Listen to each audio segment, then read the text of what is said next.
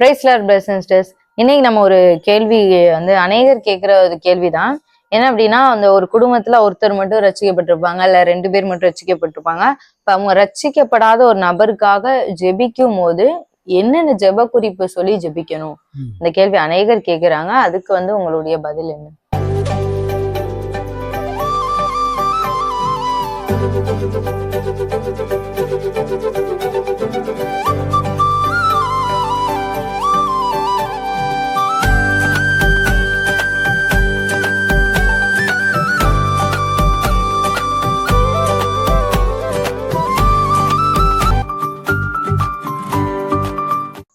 நல்ல நல்ல கேள்வி. என்கிட்ட நிறைய பேர் கேட்ட கேள்விகள் தான்.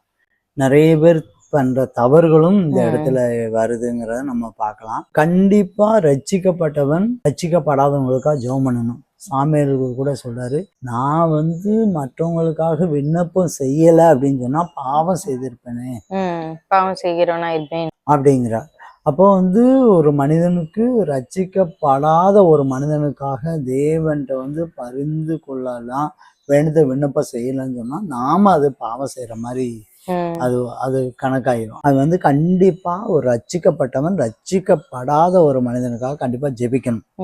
அந்த முதலாவது எப்படின்னா, யார் நம்ம குடும்பத்துல உள்ளவங்களுக்காக ஜெபிக்கலாம், சபையில உள்ளவங்களுக்காக ஜெபிக்கலாம், உங்க வேலை ஸ்தலத்துல உள்ளவங்களுக்காக ஜெபிக்கலாம், இந்த பக்கத்துல உங்க தெருவுல நீங்க குடியிருக்கும் பகுதியில உள்ளவங்களுக்காக ஜெபிக்கலாம். இது இப்படிதான் நம்ம ஒரு மனிதனுக்கு இல்ல பெயர் வச்சு ஜெபிக்கலாம். அவனுக்கு பின்னால இருக்க ஆவி என்ன ஆவின்னு பார்க்கணும். ஒன்று அவன் குடி பழக்கத்துல இருக்கலாம், அல்ல இச்சை ஆவியில இருக்கலாம், மற்றபடி அவன் கடன் பிரச்சனைக்காக இருக்கலாம், நோயில கூட இருக்கலாம், இப்படி ஏதாவது பின்னால இருக்கும். அந்த ஆவியும் நம்ம குறிச்சுக்கிட்டு அவன் இருக்கிற பகுதியில் இருக்கிறதான எல்லை பிசாசு ஜாதி பிசாசுகளையும் சேர்த்து நம்ம ஜெபிக்கணும். ஏன்னா வேதம் சொல்றது, பலவானை முந்தி நீ கட்டலைன்னா அவனை ஜெயிக்க முடியாது என்று வேதம் தெளிவா சொல்லுது. அப்ப நம்ம அவனுக்குள் காணப்படுகிற ரட்சிக்கப்படாதவனுக்குள்ள காணப்படுகிறதான பலவானை நல்லா முந்தி நல்லா கட்டி ஜெபித்த பிறகுதான் அவங்களுக்காக நம்ம எதுக்காக ஜெபிக்கணுமோ அதை ஜெபிக்கணும். அதான் அதுல ரொம்ப முக்கியமானது என்ன பண்ணா, அந்த ரட்சிக்கப்படாதவங்களுக்காக மெயினா என்ன ஜெபிக்கணும் அப்படின்னு சொன்னா 2 காரியம் ஜெபிக்கணும். ஒன்று அவங்க பாவம் மன்னிக்கப்படும். மெயினா அதுதான். ஒரு மனிதனுடைய ஆசீர்வாதம் எதுல இருக்கு அப்படின்னு சொன்னா அவனுடைய பாவம் மன்னிக்கப்படணுங்கிறது தான் ஆசீர்வாதம் இருக்கு. அந்த பாவம் மன்னிக்கப்பட்டு ரட்சிப்பு பெறணும். இந்த 2 காரியத்துக்காக கண்டிப்பா ஒரு மனிதனுக்கு ஆசீர்வாதம். இந்த 2 காரியம் ஒரு மனிதனுக்காக ஜெபம் பண்ணி நம்ம ஜெயிச்சிட்டோம் அப்படின்னு சொன்னா அந்த மனிதன் ஆசீர்வாதத்தை அவன் பெற்றுக்கொள்றான். அவன் எல்லா விதத்தையும், நீங்க சங்கீதம் 103 3ஆம் வசனம் 4ஆம் வசனம் 5ஆம் வசனத்தை நம்ம படிக்கும்போது, அவர் உன் அக்கிரமங்களை எல்லாம் மன்னித்து உன் நோய்களை எல்லாம் குணமாக்கி உன் பிராணனை அழிவுக்கு விலக்கி மீட்டு உன்னை கிருபையினாலும் இரக்கங்களினாலும் முடிசூட்டி நன்மையினால் உன் வாயை திருப்தியாக்குகிறார். கழுவுக்கு சமானமாய் உன் வயது திரும்ப வாழ வயது போலாகிறது. பாருங்க, ஆண்டவர் எல்லா விதமான ஆசீர்வாதத்தை அவங்க நோய்களை குணமாக்குறாரு, கிருபையினாலும் இறக்கத்தினாலும் முடிசூட்டுறாரு, பிராணனை விளக்கினா அவனுக்கு விரோதமாய் செயல்படுத்தான தந்திரங்கள் மந்திரங்கள் அதுல முறியடிக்கிறாரு. அது மாத்திரமல்ல நன்மையினால வாயை திருப்தியாக்குறாரு, வாழ வயதை பலத்தை கட்டளை எடுக்கிறார். அதுக்கு கீழே வசனம் சொல்லுது, நீதி நியாயத்தையும் கூட ஒடுக்கப்படுகிற யாவருக்கும் கத்த நீதியும் நியாயத்தையும் செய்கிறார். நீதி நீ அதுக்கு முன்னால வரைக்கும் அநீதி உன் வாழ்க்கையில இருந்தாலும் ஆண்டவர் நீதி நியாயத்தையும் கூட அவர் உன் வாழ்க்கை செய்றார். எப்போன்னா பாவம் மன்னிக்கப்படணும், அவன் ரட்சிக்கப்படணும். இந்த 2 காரியம் வரும்போது ஆட்டோமேட்டிக்கா அவனுடைய ஆசீர்வாதத்துக்கு எந்த பேர் தடையா இருந்தாலும் தான் அந்த தடைகளை உடைச்சி எடுத்துட்டு ஆண்டவர் செஞ்சிருவார். ஆனா மாறாக மக்கள் இருதயத்துல என்ன நினைக்கிறாங்க அப்படின்னு சொன்னா, என்ன நினைக்கிறாங்க அப்படின்னு சொன்னா, இப்ப ரட்சிக்கப்படாத ஒரு மனிதனுக்கு என்னன்னா, ரட்சிப்பு விட அவனுடைய பாவம் மன்னிப்பை விட, ஆனா இந்த ரட்சிக்கப்படாதவனுக்கு ஒரு ஆசீர்வாதத்தை நம்ம அவன் இயேசுவை நம்பிடுவான் அப்படின்னு அவங்க நினைக்கிறாங்க. அவங்க நிறைய பேர் அதனுடைய எண்ணத்துல அவங்க கொண்டாடுறாங்க. நீங்க இப்ப அவங்க கடன்ல கஷ்டப்படுறாங்க, அவங்களுக்கு மட்டும் இயேசு கடன் அடைச்சு விட்டாருன்னா, இல்ல அவங்க நோயில கஷ்டப்படுறாங்க, அப்படிதான் சொல்றாங்க. ஒரு 5 லட்சம் கடனை, ஒரு 10 லட்சம் கடனை உடனே செஞ்சாருன்னா இயேசு அவங்க ஏற்றுக்கொள்வாங்க, நம்ம அதுக்காக ஜெபிக்கலாம் அப்படின்னு சொல்றாங்க. ஆனா அவங்க இயேசு கிறிஸ்துவை ஏற்றுக்கொள்ளும்படியான ஒரு ரட்சிப்பை அவங்க பெற்றுக்கொள்ளும்படியாக தான் செய்த தவறுகளை, அக்கிரமத்தை, பாவ மன்னிப்பை பெற்றுக்கொள்வதற்கு அவங்க தயாரா கிடையாது. ஆனா அற்புத அடையாளத்துக்கு மட்டும்தான் அவங்க இயேசுட்ட வருவாங்க. நீங்க அப்படி அந்த இதுல நீங்க அவங்க இப்ப ரட்சிக்கப்பட்டவங்களும் கூட என்ன சொல்ல வர்றாங்கன்னா, அவங்களுக்கு ஒரு அற்புதம் நடந்துச்சுன்னா இயேசுட்ட வந்துருவாங்கல்ல அப்படின்னு சொல்றாங்க. இயேசுட்ட எப்படி அவன் நிரந்தரமா வந்து இருப்பாங்க அப்படின்னா, அவன் பாவம் மன்னிக்கப்பட்டு ரட்சிக்க அடைந்தாதான் அவன் வந்து கண்டிப்பா வந்து இருப்பான். இந்த 2 காரியம் இல்லாம நீங்க எவ்வளவு அற்புதம் செஞ்சாலும், கோடி கணக்குல கொடுத்தாலும் அவங்க என்ன நினைப்பாங்க அப்படின்னா, அப்படியான்னு சொல்லிட்டு அந்த இயேசுக்கு உனக்கு ஏதாவது செய்யறதுன்னா செஞ்சுக்கிறோம். ஆனா நான் பல தெய்வத்திட்ட நான் வந்து வேண்டுத விண்ணப்பத்தை வைப்பேன், நான் அதை தான் செய்வேன். அப்படி நான் நிறைய பேர் வந்து என்ன சொல்லுவாங்கன்னா, அப்படியே நீங்க ஜெர்மனி அற்புதம் வாங்கி கொடுத்தாலும் நான் பல தெய்வத்திட்ட போய் வேண்டுதல் வச்சேன், எந்த தெய்வம் செஞ்சுச்சு அப்படின்றது எனக்கு தெரியாது, இயேசுதான் செஞ்சான்றதை நான் எப்படி வந்து இது பண்றதுன்னு சொல்லிடுவாங்க. ஏன்னா இதெல்லாம் நாங்க நிறைய பார்த்திருக்கோம். எனக்கு தெரிஞ்சு ஒரு தாயாருக்காக மகள் வந்து வேண்டுத விண்ணப்பத்தை செய்றாங்க. அவங்க படுத்த படுக்கையா இருக்காங்க. பல விதத்துல அவங்களுக்காக போராடி ஜெபிக்கிறோம். நாங்க எல்லாருமே ஜெபிக்கிறோம், அவங்களும் நல்லா ஜெபிக்கிறாங்க. யாரு? ரட்சிக்கப்பட்ட சகோதரி மகள் ஜெபிக்கிறாங்க. ஆனா தாயாருக்கு ரட்சிப்புன்னா என்னன்னு தெரியல, பாவ மன்னிப்புன்னா தெரியல, இயேசுன்னு தெரியல. நான் வந்து அந்த அம்மாவுக்கு பூரண சுகம் கிடைச்சிச்சு.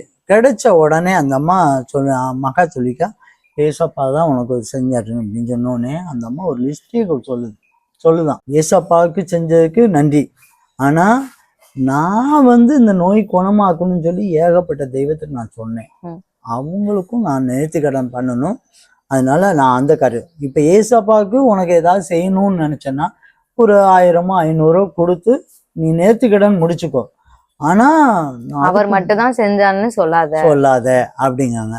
இப்ப ரட்சிக்கப்படாத ஒரு மனிதனுக்கு திருமணமா இருக்கலாம், குழந்தையா இருக்கலாம், கணவன் மனைவி பிரிவா இருக்கலாம், பாவமா இருக்கலாம், குடும்ப சமாதானமா இருக்கலாம், வேலையா இருக்கலாம், படிப்பா இருக்கலாம். நிறைய பேர் அந்த காரியத்தை ரட்சிக்கப்படாதவங்க இயேசுவை பற்றி, இயேசுனுடைய ரட்சிப்பை பற்றி, பாவ மன்னிப்பை பற்றி நீங்க அவங்கள்ட்ட சொல்லாம இருந்து, அவங்க அதை பெற்றுக்கொள்ளாம இருந்து நீங்க எந்த ஆசீர்வாதத்தை கொடுத்தாலும் எப்பேற்பட்ட அதிசயம், கண்முனமாக அதிசயம். நான்லாம் எங்க வாழ்க்கையில நிறைய ஜெபம் பண்ணிருக்கோம், அழுது ஜெபம் பண்ணும், ஆண்டவர் செய்து முடிப்பாரு. ஆமா, ஒருத்தர் டெய்லர் முன்னாடி ஊழியம் ஆரம்பிச்ச புதுசுல ஒரு டெய்லர்னு ஒருத்தர் வருவாரு. அவர் வந்து பயங்கர குடிபோதையில இருந்தார்ல. அப்ப ஜோமனி அவருக்கு ஆண்டவர் விடுதலையும் தந்தாரு. ஆனா கடைசியில அவர் என்ன செஞ்சுட்டாருன்னா, அவருக்கு இதே மாதிரிதான் அப்ப ஸ்ட்ராங்கா வந்து இயேசுதான் செஞ்சாரு அப்படின்ற ரட்சிப்பை வந்து அவர் பெறல, பாவம் மன்னிக்கப்பட்டது அதை பத்தியும் அவருக்கு தெரியல. ஆனா இது இயேசுதான் செஞ்சா நம்ம சொல்லும் போது அவர் வந்து இல்ல, என் சொந்த கான்பிடென்ட்ல, என்னுடைய சொந்த இதுல முயற்சியில நான் விட்டேன், இயேசுதான் செஞ்சாருன்னு வந்து முழுசா சொல்ல முடியாதுன்றாரு. அப்போ நம்ம வந்து அவனுக்காக தனிப்பட்ட முறையில் ஃபாஸ்டிங் எடுக்கிறோம், சபையாரா ஜெபிக்கிறோம், மற்ற எல்லா விதத்துலையும் நம்ம ஈடுபடுறோம். ஆனா அவங்க வந்து ரொம்ப ஈஸியா சொல்லிட்டாரு, இயேசு மட்டும்தான் இதுக்கு ஒரு பெரிய ரட்சிப்புன்னு சொல்ல முடியாது அப்படின்ட்டார். ரட்சிக்கப்பட்ட ஒரு மனிதன் ரட்சிக்கப்படாத ஒரு மனிதனுக்காக நீங்க வேண்டுத விண்ணப்பம் இருக்கும்போது அவனுடைய ரட்சிப்புக்காகவும் பாவ மன்னிப்புக்காகவும் மாத்திரம்தான் ஜெபிக்கணும். அப்பனாதான் இயேசுடைய நாமம் மகிமைப்படும். அதுக்கப்புறம் அவங்க உள்ள ரட்சிக்கப்பட்டு வந்ததுக்கப்புறம் நீங்க அநேக ஜெப குறிப்பு சொல்லி ஜெபிங்க, ஆண்டவரே அவங்க கடன் மாறட்டும், அது மாறட்டும், இது மாறட்டும், நீ என்ன அது வந்து லைஃப் லாங்கா நமக்கு தேவைகள் வந்து வந்துகிட்டே தான் இருக்கும். தேவைகள் அற்புதம் நம்ம தினம் ஆண்டவர் அதிசயம் செய்து கொண்டே இருப்பாரு. ஆனா ரட்சிக்கப்படாமலேயே இந்த ஆசீர்வாதத்தை நீங்க வாங்கி கொடுத்தீங்கன்னா அவர் யார் மூலியமா இந்த ஆசீர்வாதம் யாரையும் மகிமைப்படுத்துவாருன்றது, அவரை மகிமைப்படுத்துற விதம் வந்து இயேசுக்கு மாத்திரம் மகிமைப்படுத்துவோமா அப்படிங்கிறது சிரமமாயிரும். இப்போ ஒரு சில பேருக்கு ஒரு கேள்வி வரும், என்னன்னா இப்ப ஒரு சில பேர் சொல்றாங்கல்ல, இந்த நோய் குணமாட்டும் நான் இயேசுட்ட வரேன் அப்படின்னு சொல்றாங்கல்ல, அப்ப அந்த மாதிரி நபர்களுக்கு நம்ம என்ன செய்யணும் அப்படின்ற மாதிரி ஒரு கேள்வி வரும்ல. அப்ப நம்ம அவங்களுக்கு வந்து எப்படி அவங்கள பதில் சொல்லணும்? அதுதான் இப்ப நோய்வாய்ப்பட்டு இருக்கவங்களுக்கு இயேசு குணமாக்குகிறார் அப்படின்னு சொல்லும்போது நான் வந்து எனக்கு குணமாயிட்டா நான் ஏசிட்ட வாரேன் அப்படிங்கும்போது அவங்ககிட்ட வந்து உறுதியா சொல்லுவோம். நீங்க மற்ற ஏசப்பாவுக்கு இது மட்டும் வரைக்கும் ஒரு உண்ட சான்ஸ் நீங்க கொடுங்க. கும்பிட்ட ஆமா மற்ற எல்லாம் ஒதுக்கி விட்டுட்டு ம். ஏசப்பா நீங்க தான் நீங்க இந்த நோயை குணப்படுத்துங்க. நான் எல்லா பக்கம் போயிட்டு வந்துட்டேன். ம் அத வந்து நீங்க ஆணித்தரமா நம்ம சொல்லலாம். நான் அடிக்கடி நான் சொல்றது உண்டு. நீங்க வந்து யார்கிட்ட வேணாலும் போய்க்கங்க. போய் முடிச்சிருங்க. கடைசியா வந்தீங்கன்னா கூட போதும். கடைசியா இயேசு கிறிஸ்து நீங்க வந்தா போதும். ஏன்னா அப்பனாதான் இயேசு கிறிஸ்துனுடைய அருமை உங்களுக்கு புரியும். இப்ப நீங்க நோய்வாய்ப்பட்டு இருக்கவங்ககிட்டயும் கூட நீங்க என்ன சொல்லலாம் அப்படின்னு சொன்னா, நீங்க இன்னைக்கு நீங்க உங்க தெய்வத்திட்ட நினைச்சுக்கோ. ம்.